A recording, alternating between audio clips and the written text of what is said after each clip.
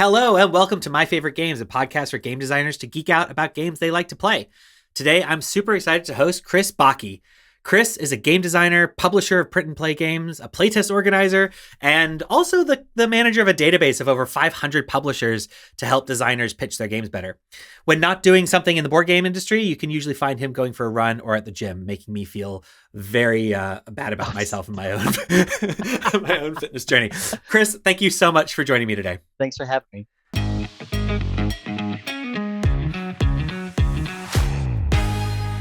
So, before we get into your background, which is considerable, and I'm really keen to dig into a whole bunch of different areas. The game that you brought to our kind of figurative desert island is Star Realms. It's a deck builder from 2013. Yeah. So tell me about it. What do you love about it? So when Star Realms first came out, I remember hearing it pitched and presented to folks as like the new classic gateway deck builder. Because a lot of deck builders, like if you think Dominion came out, Dominion, the granddaddy of all the deck builders, still a great game, but it had all of these different expansions and all these different ways and combinations to play. And it felt intimidating, So Star Realms starts off with just a small box of cards with the base set. And that's it. You don't need anything else. You can play the base set for hundreds of times and still have a lot of fun, still have a lot of interesting strategic decisions. And then you can get into the mini sets they've made since then. They've had expansions, they've had promos, they've had new types of cards. And I've really enjoyed playing this game in the app. Partially because the app is actually really well designed, but more importantly, it's easy to just purchase the sets or the expansions you want without worrying about if your friendly local game store even has them. You can go all the way back to their first set of promos if you want, and you can add them in. Just tap the button to include it or exclude it from the game you want to play. The AI is very good, and you can easily play human opponents there as well. So all that to say, there's a lot of expansions and things you can add on top of it, but it started from this base set of play that created a lot of interesting decisions, a lot of fascinating player interaction, and all of it kind of combined into a game that really fits what I try to make myself, which was easy to learn, easy to play, lots of deep strategy. Easy to learn, easy to play, lots of deep strategy are, that's like the holy grail. I come from startup world, and there's this term of everybody wants a cash efficient unicorn. Yeah. And it reminds me of something like that. Yeah, of course. No crap. Yeah. Well, it's certainly an easy thing. Strike that. It's not an easy thing to design. It's if you've heard like the classic triangle of fast, cheap, and quality, you can only have two of the three. Sometimes people hear easy to learn, easy to play, lots of deep strategy, and they think, okay, this is one of those sorts of triangles where you can only have two of the three. And I'm here to tell you that you can, in fact, get all three things in one game. Star Realms proves that. Many other games have come out since then that also prove it. Where it gets challenging for a lot of folks is understanding what makes a game easy to learn and what continues to bring someone back to the game over and over again. That's a really important distinction, because I think there's also a difference though between something that is easy to learn, easy to play, and has deep strategy. It may very well be possible, but a lot of people can't do it. Just because something like looks simple. Mm-hmm. And that like there's complexity in that simplicity, and I've seen quite a few games that are trying to be that, and they just break down, and so it's clearly a learned skill or a skill, but oftentimes, I mean, as someone who is not as experienced, not only a game designer, but someone who's been in the game space for forever, even someone like me, can tell pretty quickly when someone's tried something and it just hasn't worked. And I think that like a lot of times you see some really like well-performing games out there, Kickstarter games, the Kickstarter's full of them. There are these games that look beautiful. And when you get down to play, you're like, this doesn't work. Yeah. Yeah, and this is one thing that I think a lot of designers can get really fixated on. Obviously, the Kickstarter community and making a game for that specific audience, that's one audience and that's one excellent audience to target, but it is only one audience within the industry. Um, but yeah, Star Realms does a lot of things really well. The art style is great. I definitely appreciate that each of the four factions has their own distinctive style, both thematically and mechanically. Um, appreciate that the game gives you this, this 5 row or 5 card common market, and it gives you this ability to purchase and trash and mess with your opponent's choices indirectly without directly messing with them. It's clear that you are in love with this game when it comes to the strategic, like the mechanics choices that they made. Um, what about the theme? Like, is the theme something that you seek out, or like do you seek out games based off of more on mechanics or more on theme? So personally, when Sermons first came out, it really appealed to me because I've been a lifelong Trekkie. I've always been in the world of sci-fi and really enjoyed that. One of the books I'm reading right now is actually a Harry Turtledove book. It's an alternative fiction sort of setting, and so I've always enjoyed those sort of sci-fi worlds. So naturally, Star Realms fits that to a T. I've played but haven't enjoyed the Hero Realms, the follow-up, as much, I think, for that specific reason. So the theming of spaceships and battles in outer space and building bases and buying new ships, that all comes back to that theme. So I think, yeah, I definitely like the theme of the game as well. Have you like has something like Star Realms, or when you play a game like that, and it's clear that when you play games, it's not just are you having fun, but like how are they actually thinking about this? Does it influence you in terms of how you approach kind of game design, and specifically has Star Realms done that? So I'm actually working on a deck builder right now, and I come back to um, some of the design choices that they made in terms of helping cards combo with each other. Obviously, it's always 2 cards of the same faction often give you a benefit that make the 2 cards work better when they come out of your hand together. Um, what I'm hoping to make my deck builder is basically something between Abandon All Artichokes and Star Realms, so even simpler than Star Realms, but still have some fun strategy to the game. And once you've mastered strategy, you can really begin to focus on, competing and really beginning to mess with other players that way. Interesting. So when you are going through design, like when you have a new project that you're working on, um, what's the degree to which you are coming at it from a theme first versus, I want to make a simple deck builder. How should I approach it? What might work? Like which direction pulls you in first? So I personally have been mechanics first most of the time, um, but I've been theme first, I've been title first, I've been gimmick first. I've heard a designer goes hook first. So it's not about, yeah, and obviously if you're watching this and you're thinking, well, designers can come at these in any of these ways, and that is absolutely correct. There is no wrong answer here. Whatever inspires you to get that first version of the game out is valid. Um, I sometimes start with mechanics first because it's easy to say, to create that initial goalpost. I want to make a deck builder that also does dot dot dot, or um, I'm thinking of this now because this is a project I will want to pitch to a publisher. Where might this project fit in? What box am I trying to put this in? Is it going to be a small box game, a big box game? What's the market for this going to be? And it's not too early to start thinking about that, from the very beginning, um, because that commercial framework of pitching can and will come into things. The last thing I would want to do is make a game and have all spend all this time playtesting and then get to the pitching part and realize there's a game just like it already out there. So a lot of that framework and a lot of that thinking from where will this game end up as a product, a thing that eventually goes on someone's shelf, it's not too early to start thinking about that from the very beginning, from the very first concepts and the very first goalposts. That said, um, if you're just getting started in the world of hobby design, if this is just a hobby for you, and if it's a thing you enjoy making games for yourself, throw that out the window. You are making your games for yourself, your friends, your family.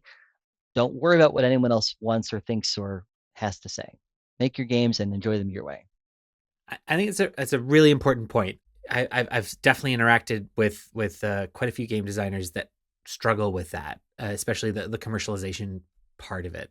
And I've talked to folks who have given me warnings of like, you are going to get jaded in this space real fast. And it does seem like there's this either you need to just look at it from a commercial perspective, or you just need to be looking at it from a, I'm coming up with my beautiful thing in my little corner. I'm going to release it, and once in a million, it might just blow up and be amazing. To that, I would actually say choose your own ambition. If you're listening to this and you're thinking, well, what do I want to be? This is your choice. Some people will want to make a game that their goal with this game is to make a nice professional copy, the game craft, launch tabletop, whatever, and they make three copies, one for themselves, one for their best friend, one for their mom. And that is a totally valid goal.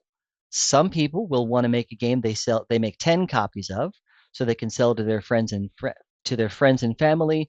Maybe they'll sell them at some convention somewhere. That's a totally valid goal. Some people will want to go the whole hog and get it on the Game Crafter or another print or some other place to sell their game online. They might want to do a Kickstarter and go to a manufacturer and get 1,000 copies. Those are all valid goals. There is no wrong answer here. But part of this does start with what you personally want to do. Choose your own ambition. Wise words. I think the at least the part that I sometimes struggle with, and I know some others struggle with, is choosing your own ambition and living your own ambition, or might be two different things. Yeah. You know what I Well, mean?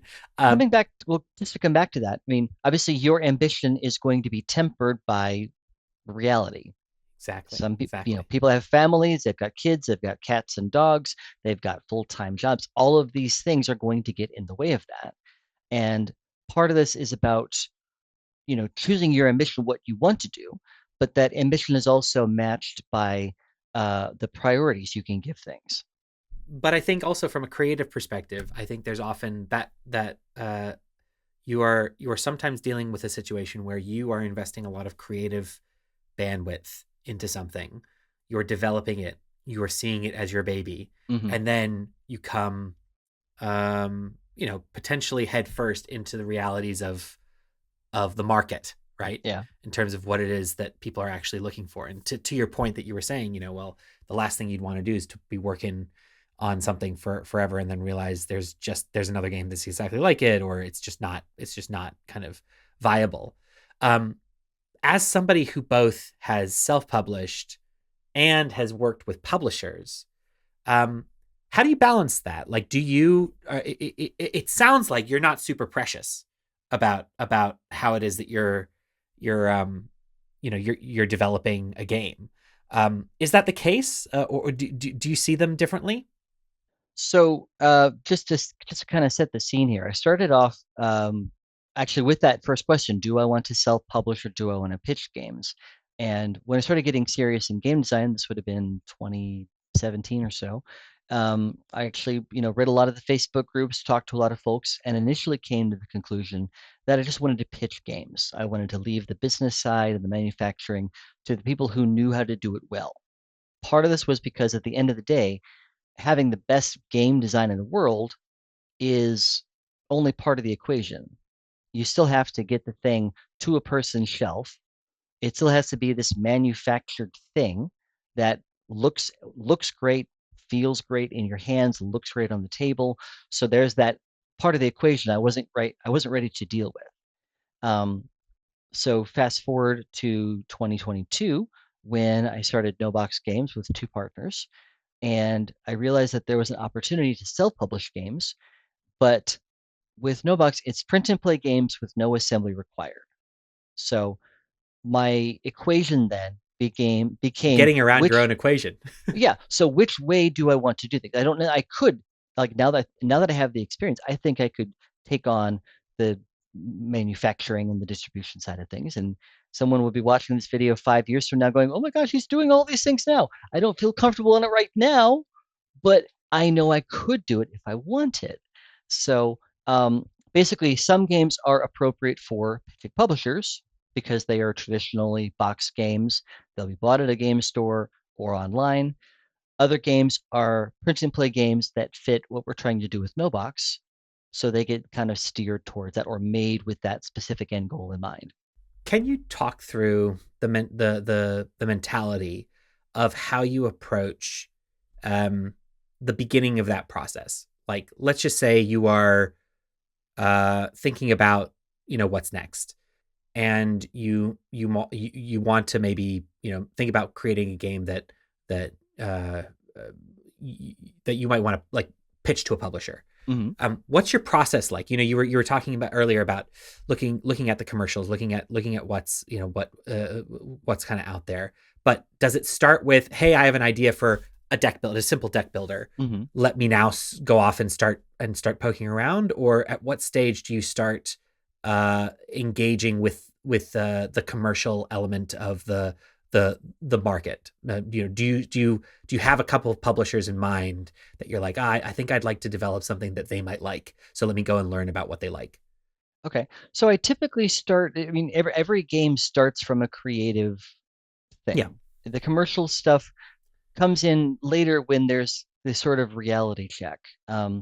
But okay, a great example. One of my unpublished games right now is called Downward Facing Panda. Um, I enjoy yoga. My wife and I do yoga on a regular basis.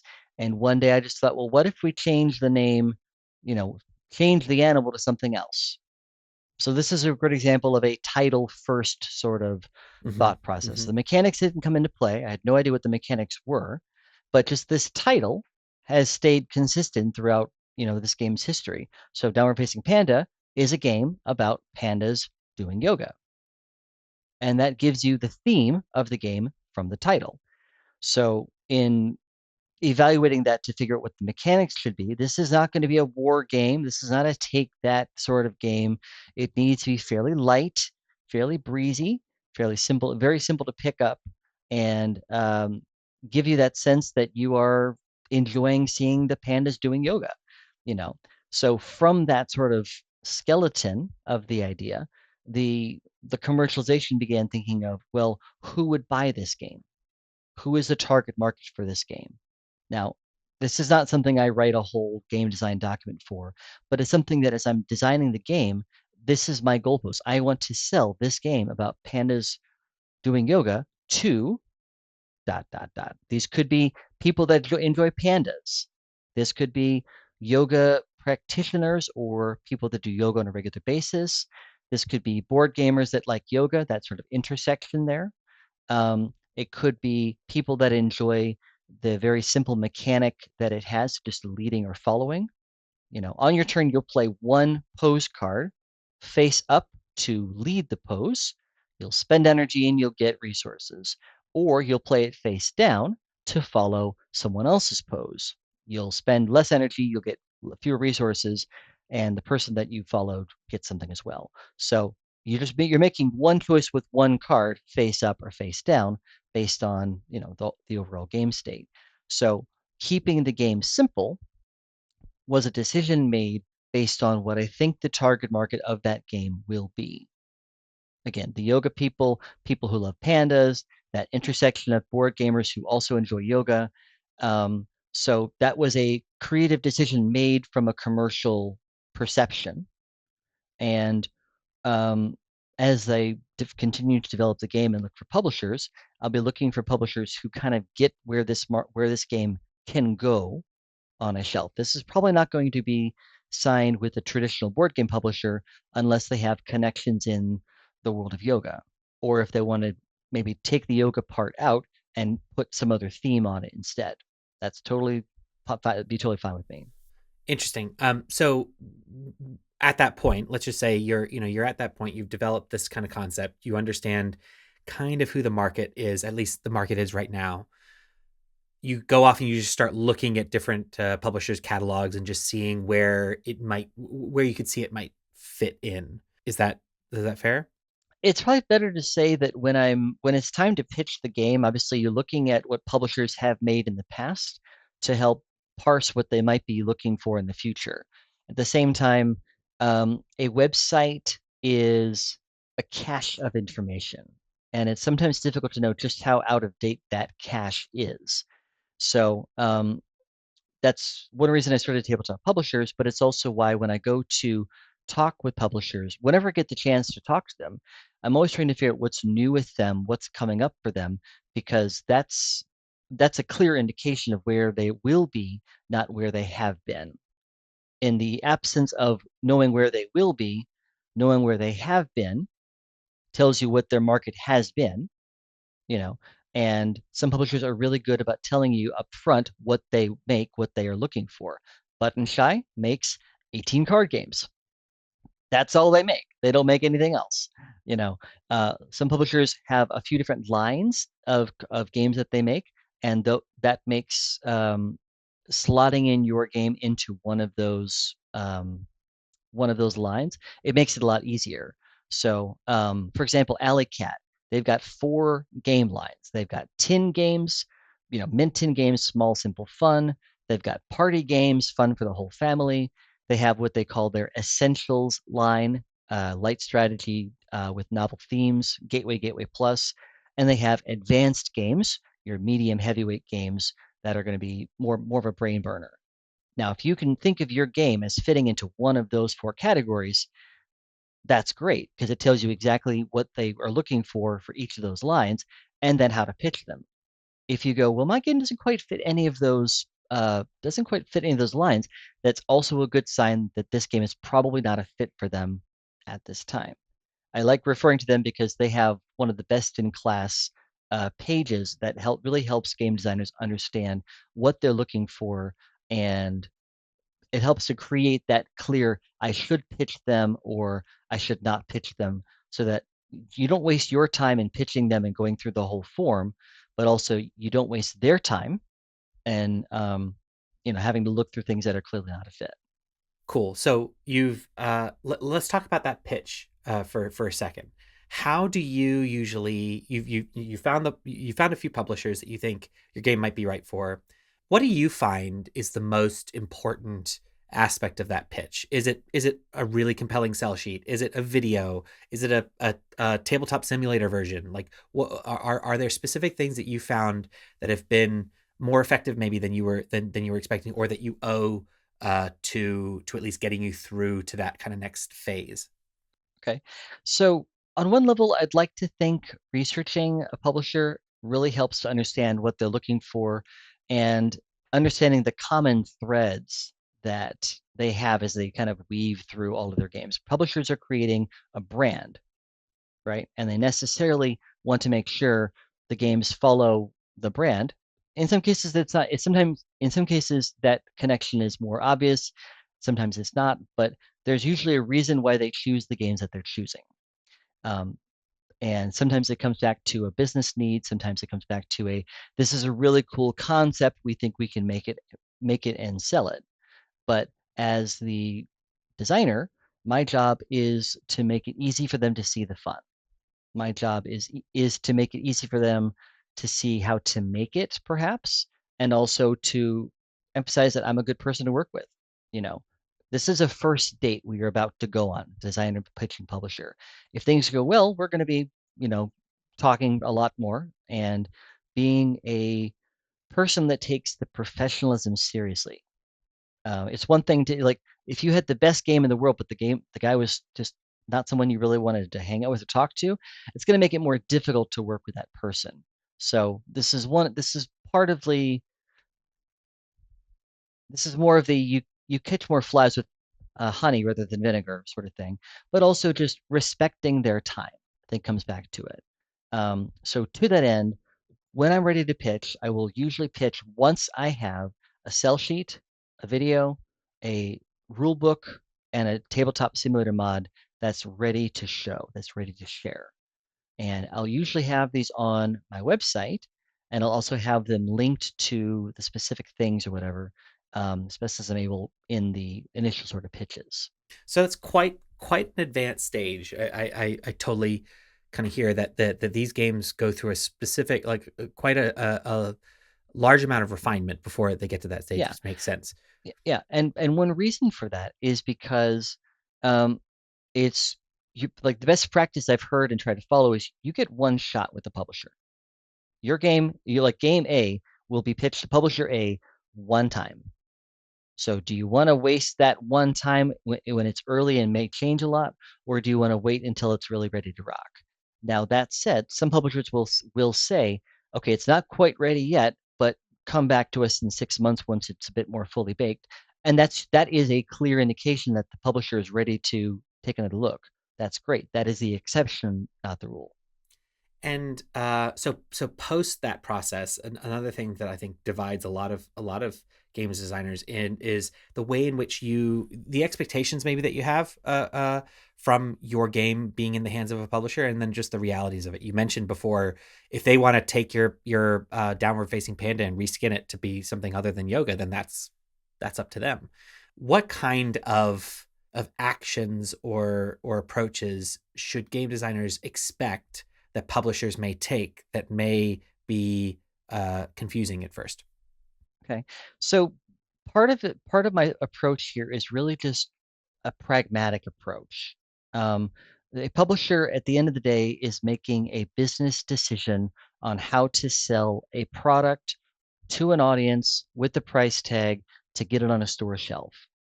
And I may have experience in a number of different facets, but I don't have that experience. And I also want to trust my business partner, the publisher, in that their experience and knowledge is going to help them create not just the best creative thing that I could sell, but also the thing that makes us some money. I am in this to make some money and make a fun creative product at the same time. This is a this is a fun sandwich, and sometimes you need both parts of that sandwich for it to really work. So um, people can be very hung up on the creative side. Oh no, my game's got to be this size box. It's Yeah. got to have this many cards. Why? Yeah, exactly. Okay. Now, sometimes you may have a good reason for that. I need my game to have exactly 123 cards because that's the number I love the most. Okay, so that's cute. Um, or no, absolutely got to be a game about pandas doing yoga. Okay, that's cute. Yeah. And I think this is one thing that as you accept what a publisher wants from your game is something fun and clever, but there's also that underlying layer of that business. I've got to be able to make this, manufacture it. I then have to sell it. And if it's a bit too esoteric or if it's a bit too niche, it might be hard to get those numbers of sales that I want.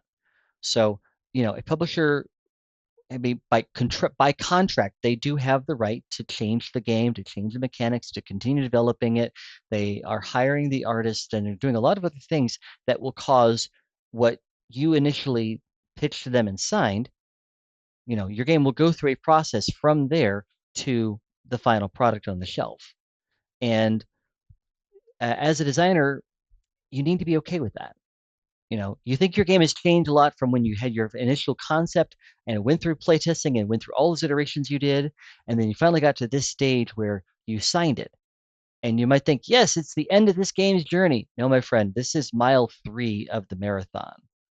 We have a long way to go between where you signed it and where it actually ends up on a shelf. And even then, if it ends up on a shelf and it does well, the most wonderful of circumstances, there's a second edition. There are expansions. There are extra promos and add-ons and other things to do that give the game more life. It's not just about making one box and then saying, right, I'm going to move on to the next game. Will they want something else in the lineup? There might be a more advanced version of the game. There might be a junior version of the game or a kid's version of the game.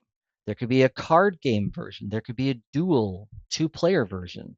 Look at any of the games on your shelf and look at how that creative thing has multiple products involved. Exactly. Yeah.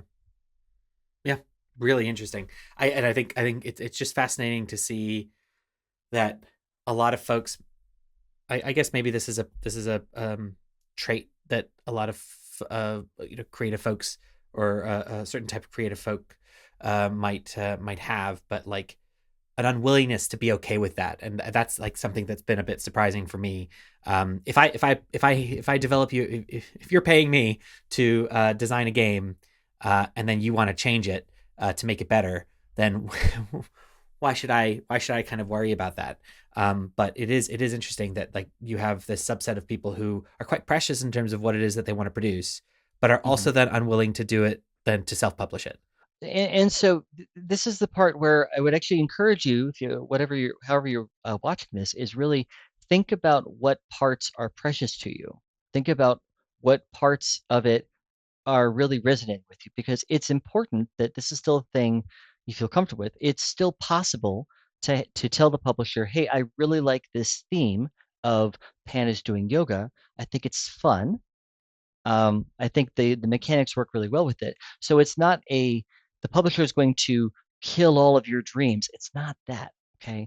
It is, however, their final choice, both contractually and just, realistically. You have a lot of ability to say, this is what I think, this is what works well. Playtesters really responded to the dot, dot, dot, or whatever. Um, so, good publishers will work with you to establish the things that were important to you.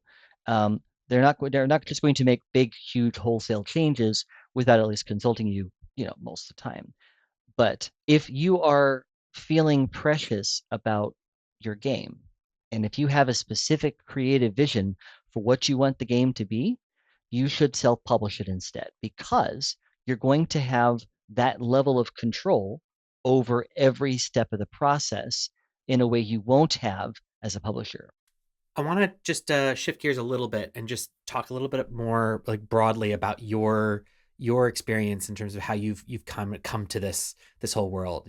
Especially since you got into kind of game design in 2016, but you were also on the road for a lot of that time. You were a digital nomad from 2008 till just a couple of years ago. Mhm. How did you kind of get into the world of game design while on the move, Sure.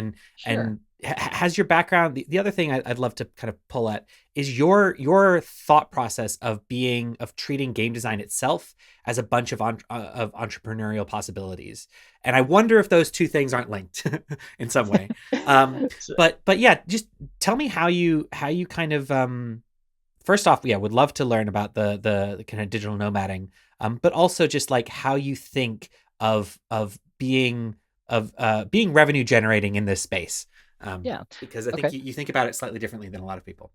Okay. Yeah. So I started I graduated college in 2004, and eventually got a job teaching English in South Korea in 2008. Did that for 5 years. Met my now wife there.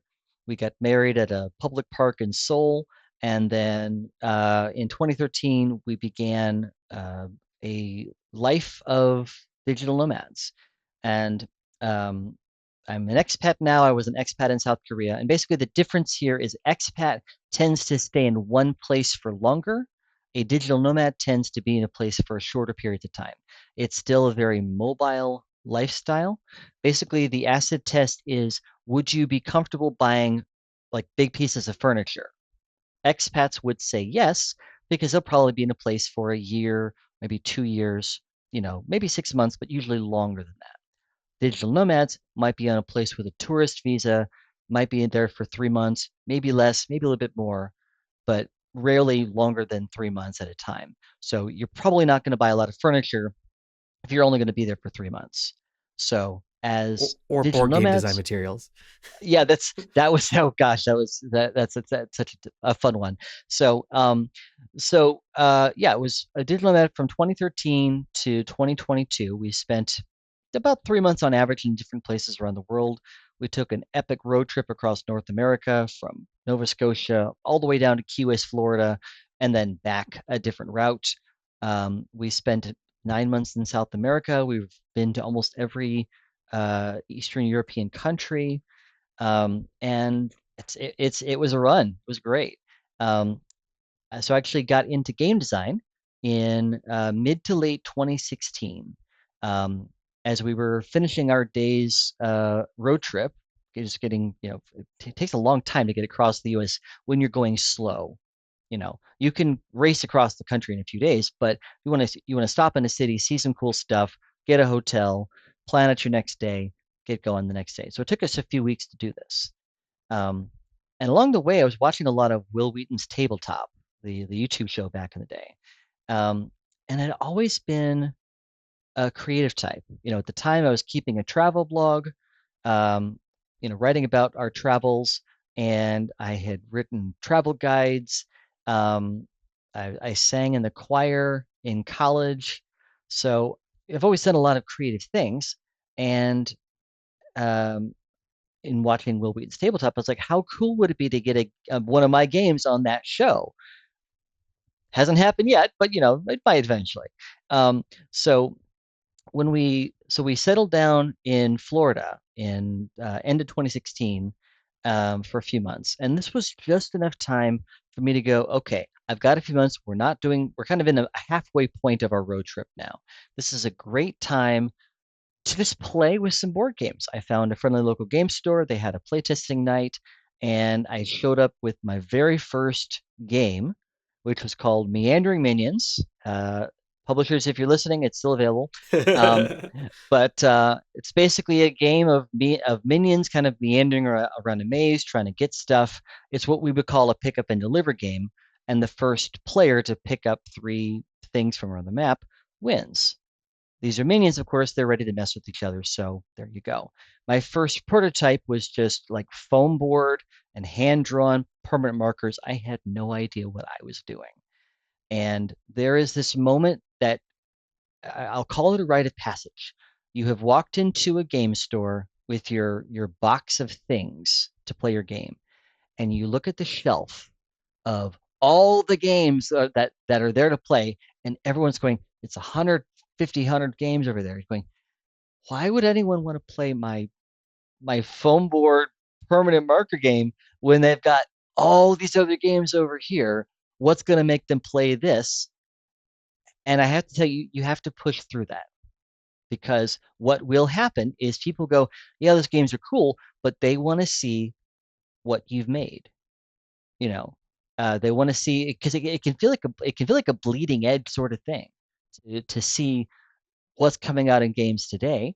Um, but yeah, so I sat down at the playtesting night. We played some games. They had some notes, and I said, well, if you guys are going to be here next week, I'll have a new version.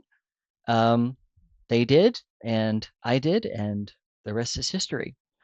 Um, as I continued to travel, um, I realized that I liked game design, and traveling and game design, they don't always work well together. Um, I persevered, um, but really it came down to finding places to play test. That was the hardest part. Um, Sometimes it was a matter of finding the right audience. So a lot of my early games were very simple games, party games. If I went to a game cafe or a game store, I'd usually tell playtesters, we will go from opening the box to playing in 5 minutes or less, or I will buy you a drink. Now, part of this was confidence, but part of it is also if you've ever had the experience, you're talking to folks you don't know, and you're trying to convince them to spend, an hour or more time playtesting a game rather than playing the cool stuff. That was kind of my pitch to them, and I'll also tell them, oh, it's a deck builder, it's about this, it's about that, and yeah, we'll be playing it over here. And again, 5 minutes or less of the teach is a 20-30 minute game.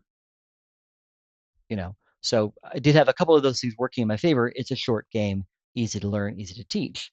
And yeah, ended up getting a lot of great feedback from that.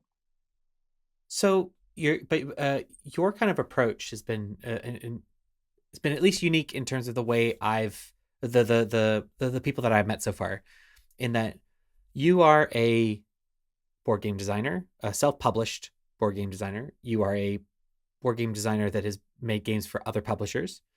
You are you make games on spec, as in someone will pay you to design a game. Um, you have you have the tabletop publishers database, that is a paid kind of service terms of or a product to help people find the actual kind of details of people of publishers to pitch. There's the virtual kind of playtesting group. It's a Discord. It started off as a Discord server Yeah, it's still a there Discord server. The website's just there as easy a thing to refer to people to. direct people. But you seem to have quite a few of these different services. I mean, when we were doing our pre-interview, you had this. You were like, "Oh, just hang on a second. I need to go and buy a domain name, right?" And so like, how do you think about not just game design, but being in the business of games when it comes to like developing streams of income? If you've ever heard the term eating your own dog food or Mm-hmm. scratching your own itch, this is basically what I'm doing.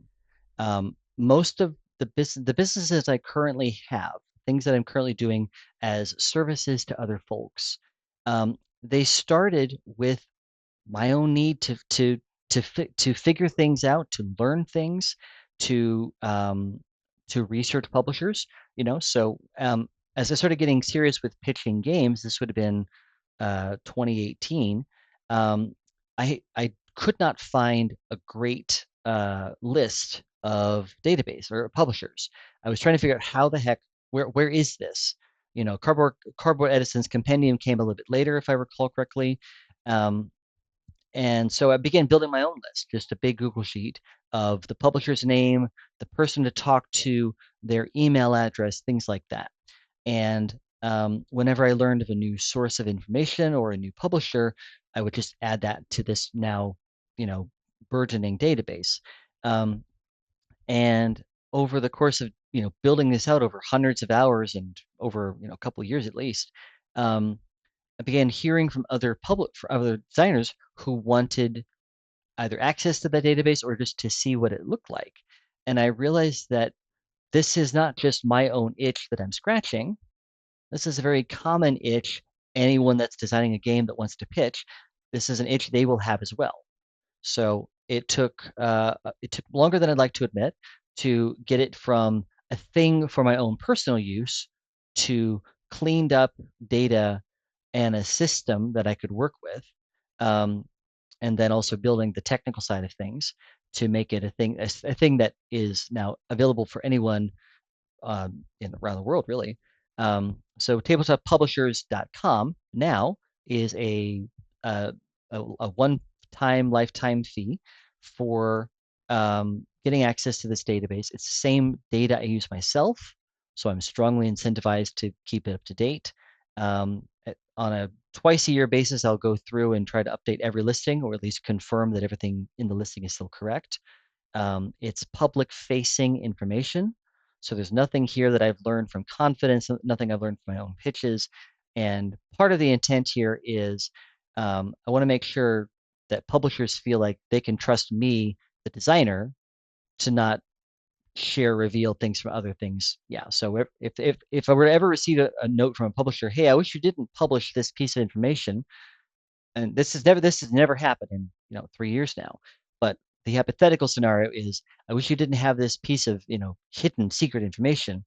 There's the ability to either provide receipts basically, or to say, well, you actually talked about this in a podcast or on a Board Game Geek post.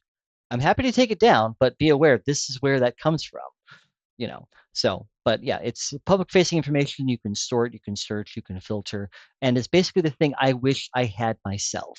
So it started from scratching my own itch or eating your own dog food and then building out what I wanted it to be.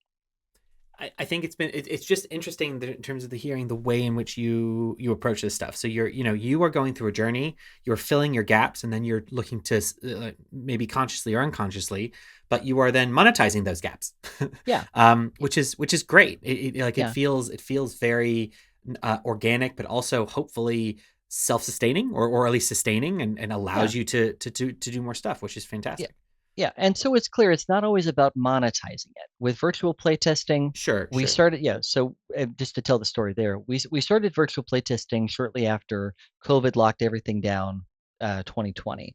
I had joined a group in New York called Remote Playtesting, and this was basically started for the folks. that went to the real world New York meetings. They just moved it to the Discord server so that they can meet there. And what everyone quickly realized is that Discord servers can be attended by anyone around the world. So while you had this nice core group of folks in New York, you also had the bandwidth for anyone Anyone else to else? join from Yeah. around the world. They were based on Eastern time. I was based in Poland at the time, and that time zone difference, so it was just a bit too much. So I began thinking, well, what if we had a server like remote playtesting, but for people on European-based time zones? So along with Ian Brogobank, we started virtual playtesting, and again, this comes back to me scratching my own itch. I needed playtesting. I needed to be around other game designers because I was going crazy being in the house by myself. Um, but uh, above and beyond that, I got to see what really worked for remote playtesting. They had a simple weekly schedule. They were going to meet at this time and this date, and I think it just mirrored what worked for them at the time. Um, so I mirrored that. I wanted to have the ability to kind of carve out a specific day and time to playtest games.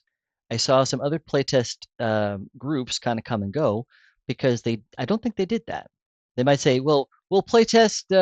When are you free? Friday? Yeah. Okay, well, we'll Yeah. do Yeah. Friday." Ad hoc. And then, yeah, ad hoc, and that can still work when you have a nice core group of people. But it really helps to have a sense of time and place. You carve out time for the things that are important to you. And over time, we developed those two time zones, just Mondays and Thursday evenings, European time. And um, obviously, not everyone can make every single time, and that's okay. We've got other times as well. And there's also ad hoc testing between sessions. But it came down again to scratching my own itch. And virtual playtesting has taken up, no, strike that. Virtual playtesting has been a thing I've spent a lot of time on and really enjoyed. Um, but no, there's no money in that. Oh, yeah, of course, of course. Yeah, yeah. But so I we've talked a little bit about the we've talked a lot about the business in terms of how it is that you've approached things. We talked about design. We haven't talked about your games. So so your latest kind of title that you're working on, or at least that is coming out soon, is called Stake Your Claim. Hmm. It's coming out. We're recording this at the end of 2024. You're expecting it to come out, launch next year. Tell me about it. Like, what is it, and who's it for? Okay. So Stake Your Claim is going to be our fifth game from No Box Games. It's going to be coming out 2025. We're hoping to do early to mid 2025. And it's basically a game of area control with a dice rondelle. Um, you're basically using the dice rondelle to generate numbers, which you claim by marking on a grid, a map. And as you're playing, you'll score points in different ways. You'll score points for having a big group at the end of the game. The game ends. It starts with a 10 by 10 grid, and the game ends when a line crosses from one side to the other, or two lines, depending on player count. So you want to be part of that line that finishes the game. You want to get to certain areas on the map. You may want to get to certain numbers on the map because each square is basically paired of a number and a terrain. So you might want to go to a place for its terrain. You might want to go to a place for its number. You might find the case where you get both of them. But as you're playing, you're choosing how to generate a number and then where on the map you want to go. And you can try to block someone else's area off. You can try to go to your own area. It's a whole lot of interesting choices every turn. Interesting. And who's it for? How many players? Oh yeah, yeah. So 1 to 6 players, 20 to 30 minutes, ages 8 and up. It's going to be another sort of classic no box games again, print and play games, no assembly required. We did Spies back in 2022. We did Around the World in 10 to 15 minutes in 2023. Not pictured above is Beards and Booty because that was made by Christian Foch. That's not my own game design. I got to help develop it. And then Dragon versus Kingdom right here is was our game for 2024. So Stake Your Claim will be our first game coming out for 2025. And The goal with them, again, is just easy to learn, easy to play, no assembly required, lots of deeper strategy for your second, third, fourth, 15th play. Well, Chris, thank you so much for taking some time to share all about your Absolutely. experience, to kind of deep dive into these areas, and obviously geek out a little bit about Star Realms with me today. If anybody out there would like to find out more about Stake Your Claim, you can find it on noboxgames.com/stake-your-claim. Link will be in the description below. The Kickstarter release is going to be coming out next year in 2025, so keep a lookout for that. You can also check out other No Box game titles at noboxgames.com. Chris's games published by other publishers can be found at his studio website, entrogames.com. And you can find his resources that we talked about today at tabletoppublishers.com and virtualplaytesting.com. So as I say, Stake Your Claim is coming to Kickstarter next year, and you can find the link to that and everything else in the description below. Chris, thank you so much again for joining me. Yeah, thank you so much for having me.